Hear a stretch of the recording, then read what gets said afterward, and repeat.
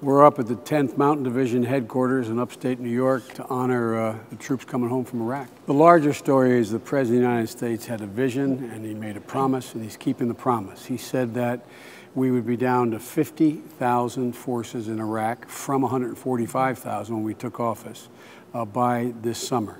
We've already brought home over 80,000, including 2,800 young women and men who have done their third tour in Iraq, and so we're here to thank them and to celebrate their accomplishment. You are an incredibly proud representation of what this unit has always stood for. More than 7 years ago, our military was given a mission in Iraq as complex and as challenging as any that has ever been attempted. With your help, Iraqis, leaders, and security forces persevered and are succeeding, and therefore, those who sought to make chaos and destruction the hallmark of the new Iraq, they have failed because of you. I wish that all Americans could have a sense of really what they do, and I think every American has a responsibility to do something for someone in the military or a military family. The anxiety a mother, father, husband, wife feels when they have a son or daughter, husband or wife in the battle zone is hard to measure. You really don't even realize how much anxiety you've been feeling until they're home and you let your guard down. And then you feel just so completely different. Even a day later, you think, oh, you know, you truly feel as though a weight has been lifted off your shoulders. And it's like, oh, he's home. He's home. I don't have to think, you know, how's he doing? Is he okay?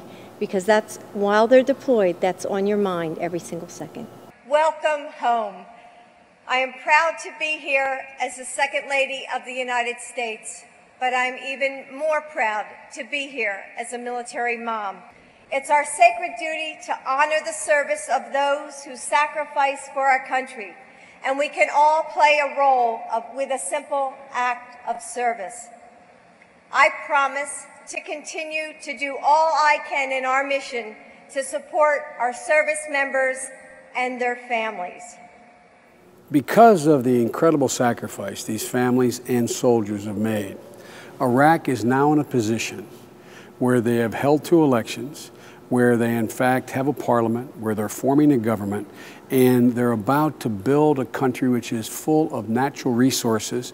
But what they need is they need a governmental infrastructure. That's why as we draw down American forces, we're ramping up civilian help. We have people from the Treasury Department, the Commerce Department, the Department of Education, the Department of Agriculture, across the board, helping them generate the institutional capacity to make this country a stable entity in a very dangerous world that in fact is providing for its, all of its citizens and setting an example for the rest of that region. The Americans that went to war in Iraq served their country as well as any generation of fighting men and women in the remarkable history of this great country and this unit. They've climbed to glory and returned to a proud and grateful nation. So welcome home, 2nd Brigade Combat Team. May God bless you all in the rest of your careers, and may God protect our troops. Thank you, thank you, thank you.